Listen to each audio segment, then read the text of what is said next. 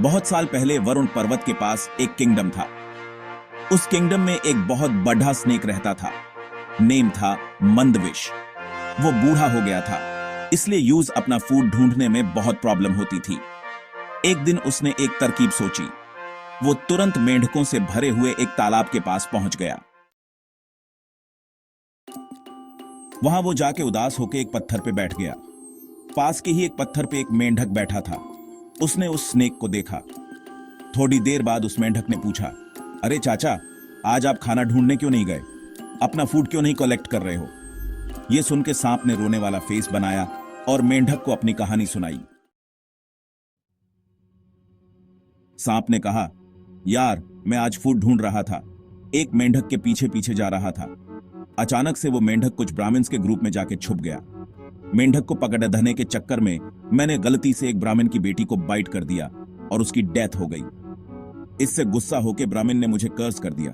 उन्होंने कहा कि अब तुझे मेंढकों की सवारी बनकर रहना पड़ेगा, इसलिए मैं इस तालाब पे आया हूं।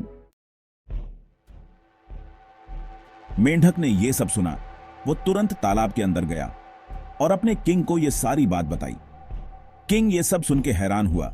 यूज बिल्कुल भी यकीन नहीं हुआ, लेकिन थोड़ी देर सोचने के बाद मेंढकों का किंग जलपाग तालाब से बाहर आया और कूद के स्नेक के फन पे जाके बैठ गया। किंग को ऐसा करते देख के बाकी सारे मेंढक भी ऐसा ही करने लगे। सांप समझ गया था कि मेंढक अभी मेरा टेस्ट ले रहे हैं। सांप बिना हिले डुले आराम से सबको अपने फन पे चढ़ने देता रहा और उन्हें घुमाता रहा। फिर मेंढकों के किंग ने कहा, आज तक मुझे इतना मजा किसी और की सवारी करके नहीं आया जितना स्नेक की सवारी करके आया। मेंढकों का ट्रस्ट जीतने के बाद सांप रोज मेंढकों की सवारी बनने लगा। कुछ दिन बाद चालाक सांप ने अपनी स्पीड स्लो कर दी। ये देख के मेंढकों के किंग जलपाग ने पूछा, अरे सर्प, आप इतने स्लो क्यों चल रहे हो? सांप ने जवाब दिया, यार, मैं बूढ़ा हो गया हूं और उस ब्राह्मण के कर्ज की वजह से बहुत दिनों से भूखा भी हूं, इसलिए मेरी स्पीड कम हो गई है।